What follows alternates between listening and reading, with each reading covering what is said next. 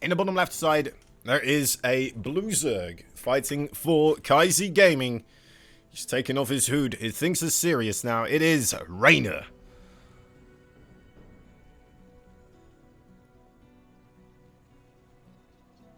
And his opponent in the top right.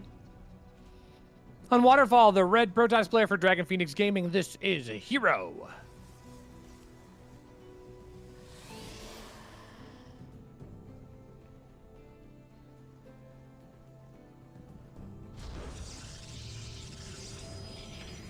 Okay. So I think this might be a little bit more of a comfortable matchup here for Hero. But to be fair, Hero has been playing a bit more, you know, Protoss that I'm familiar with, or feel more, like, very recognizable with the... well, I guess he did make 3 Void Rays still, but we've seen similar stuffs, right? The ideas were very similar, and then out of max packs, it just was the extremes of most things. So I don't think we'll really see Hero here try to suddenly go into those extremes as well, right? But it's interesting now to see, you know, Reynor going up against max packs, Serral going up against Hero, and now suddenly it's a role reversal, right? We have Reynor up against Hero, and max packs went up against Serral, and yeah, it gives us a nice overall overview of the ZVP matchup, the CVP meta, and just all the things that could happen, and the playstyles of these specific Protoss as well, right? And how they deviate from one another. It's quite nice to have that so close together on display. Yeah, I think I would agree with that. There's definitely been a lot of variety in the approach for both of these, or both sets of players, which I think is kind of interesting. It's kind of why I talked about the creative builds a little bit, because it's while, yeah, we're not rewriting the script at all, but it is kind of nice to see, oh, okay, it's not exactly this timing for this base, and then exactly this timing for this production structure. I mean, we're getting a lot of variety, which I think is really cool. I think that's fascinating to see the meta evolve a little bit into that realm. Now, we are seeing an interesting amount of gas here for the Protoss player. I think he was doing 2 and 2, and he got the Twilight Council first alongside additional gateway. So yeah, it is looking like it's going to be resonating glaives once again. We've seen Hero be successful with this once already. It's a matter of whether or not he can capitalize on it again against Reynor. Yeah, it's been a lot of adept glaives here today. Overall, I guess that is one of the signature traits still in the PvZ matchup. People have been saying that it's dead, it doesn't happen anymore for a while now, but man, it still happens a lot for a build that's been figured out and supposedly solved. Kicks like a mule, doesn't it? Still comes in. Yeah. Yep. So it's so good. I mean, and that's like a lot of builds in StarCraft too. I mean, you'll definitely see like, oh, this is a very scoutable thing. +1 roach timing, like, oh man, you can see that coming a mile away, but then you still have to deal with it when it shows up. So I think that's one of the beauty moments of StarCraft. Even though it's solved, it still provides for engaging interactions between the players. Yeah. I like it. It's a bit reminiscent to me to like that period where PvZ was mostly just the sentry. Oh, nice. Fascinating mind games right there. Alright, what do I want to talk about now? Yeah, I was going to say, I'm trying to think to what end that actually accomplishes, because not showing the additional gas might mean that he's not going to like double or triple down on this production, but also at the same time, Reynor has remarkable vision on those third base locations. I think he might have a probe out ready to go to that third base location on the top of the map, so that could possibly be an interesting interaction here. So Hero, again, trying to get those mind games under wraps. A couple of workers killed off so far, not a huge economic loss for Reynor at this point, but it's going to require additional juggling as well to maintain that. No third base just yet, but Reynor is going to walk up and see, you've got a pylon going down at the third base location. You're not committing all the way in on this, so we might see more drones start squeezing out here for Reynor as he closes up the damage potential here. Yeah, we've got 6 more on the production tab, and Reynor's going to try and stabilize off of this despite losing 7 drones. Yeah, he gets all of these adapts as well. Hero, like you said, not as committed as some other adapt attacks we've seen so far. Another somewhat of a nice thing about these adapt attacks that there is still like a lot of different variations there, even within the adapt glaive attack. Going for a second follow-up here, for example, not something that you have to necessarily do, but you know the Zerg is looking to try and replenish those drones right now. So even just the threat of having these adepts here, it forces out more Zerglings, forces out more roaches.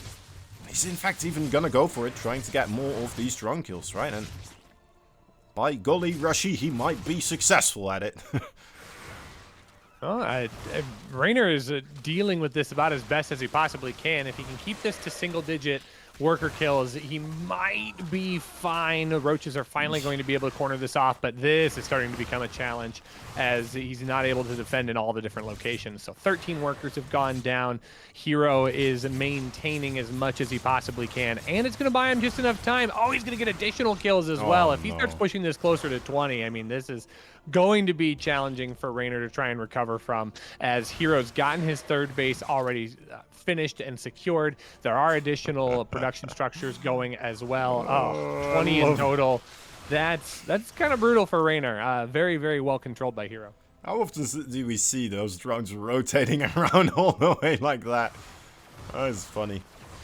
A funny sight. Being chased by the adapts. I mean, it's not funny to the drones, obviously, but that's the funny thing anyway. Regardless, the adapt glaives kind of seem to have been quieted down, forced out of the bases here for Reynor. He might still lose a couple of adapts or drones due to these adapts, however, and yeah, that is a frustrating low amount of adapts to still get 5 drones with. Yeesh. And it feels like all Reynor's been doing has been building drones for the last minute or two, and he's still down 10, 11, 12 workers. I mean, he's valiantly trying to reclaim that number, but when you are constantly just building drones and the only goal you're trying to accomplish is just even out your worker supply, I mean, that definitely puts you in a really rough spot, especially since Hero has been capitalizing on that by building additional army while still having a worker lead. That's starting to produce some really positive results here for the Korean Protoss. Yeah, and he's gonna just keep hammering on this right now. Bringing in the disruptors as well. That is an immediate threat for those queens to start running away from. They desperately require some more roaches, zerglings, ravages, anything that the Zerg can muster. Try to bring it all together here, because this is a terrifying amount of Protoss right now. Okay, gets one of the disruptors. That's big, actually. Ooh, big disruptor shot also. I think Reynor might be dead. I think Hero might be thinking Reynor's dead as well. Seeing that blink forwards. Coming in. Quite the destructive force. GG, yes, indeed. First game going for Hero. Okay, this is now some hot waters for Reynor, as he's gonna have to figure out a way to survive here, or just kind of go out of the Group C first. He's played a tough series against Max Specs as well, right? Especially that game number 1 with the hatchery block. I don't know why exactly, but I wasn't anticipating maybe some more of that stuff, because it's the game he's won so far, right? Trying to just rock these Protoss off their rhythm, I think it's a good idea. I like it, personally. It shows kind of versatility out of the Zerg, being able to adapt, right? You know, not going across their regular way, but finding a moment to make that investment of 300 minerals and a drone across the map. And just still be able to perfectly fine play it from that point onwards. against the best in the world while you're doing it. Well, I think that if there was ever a opening to the game that could benefit Reynor, I think it's right here, right now for him in this series. He's able to get his second base down on time in the right spot. He's got a third base in the right spot at the right time.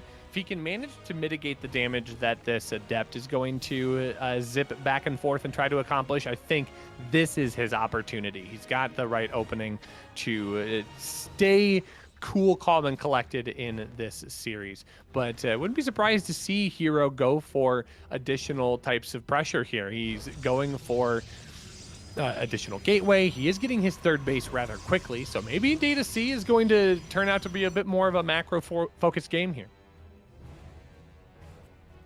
It would be nice. It would be nice. There's only one best of 3 behind this waiting for us, so we are approaching to the end mark. Some more macro games here. I'd be down for it. May as well make it a long day. I know this is your one free day off, but you know, I'm just fully committed now. I'm so down for this to just be such a long series now. I don't want this group to end, Rushi. That's what I want. I'm just trying to prolong it now every time. Well, the good news is we are getting ourselves a nice start to this game number 2. Maybe this will be the long game that you've been hoping for. We've got Twilight Council Forge coming here for Hero. This isn't going to be an overwhelming amount of adepts, not to mention it's not resonating glaives, so this keeps things a little bit easier to defend for Reynor, provided he doesn't overextend the queens here. But I don't think that the adepts are just going to dive on in for no gain. I mean, even just trading themselves out for workers at this point is not going to be worth it in the end. Well, he's getting quite a reaction out of Reynor here for this, right? It's like 7, 8 roaches that are being produced, 9 right now. Reynor might be looking to try and do a counter-attack here off of the back of this. But there go the drones, back up into the drones. He's made 46 army supply for like 13 army supply worth of adepts. Yeah, Reynor, he is just gonna have to get aggressive here, right? It's possible. I mean, Hero's also the one that's starting to dial up the aggression as well. He's getting additional gateway. He's got a robotics bay on the way. Blink Stalker Disruptor is not off the table here. I think this could be a very strong army composition. But, you know, Reynor's time to strike might just be right now. It's 45 army supply to the 18 of his opponent. Hero might just be caught out of the loop here as he's trying to get into his actual army composition. And despite the fact that there is a shield battery overcharge, I mean, there's not a whole lot of DPS here to really deal with these roaches. Yeah, they are burning through right here. The probes are having to be pulled. And a lot of them do go down. And that puts Reynor back on top on the overall, amount of workers available to these two players. He's got his lair coming up. But does lose quite a couple of those roaches on his way back home. Gotta be careful about that. 2 adepts into the natural base. A quick reaction there for the drones moving away to safety. More and more Zerglings are being produced here for Reynor. He's starting up the +1 melee attack, but the +1 ground attack here for Hero seemingly quite a bit sooner. So no War Prism nearby, however, so it's going to be a bit difficult for him to fully utilize this short window, but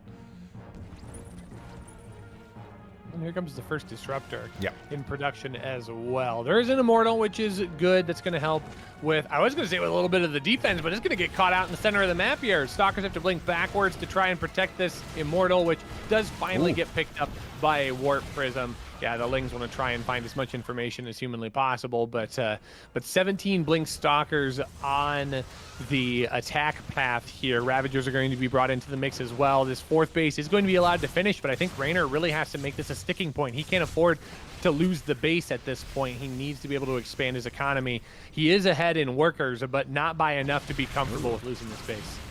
Oh, wow, Hero just brazenly walking forward, shooting down a queen or two, and getting himself out of there again.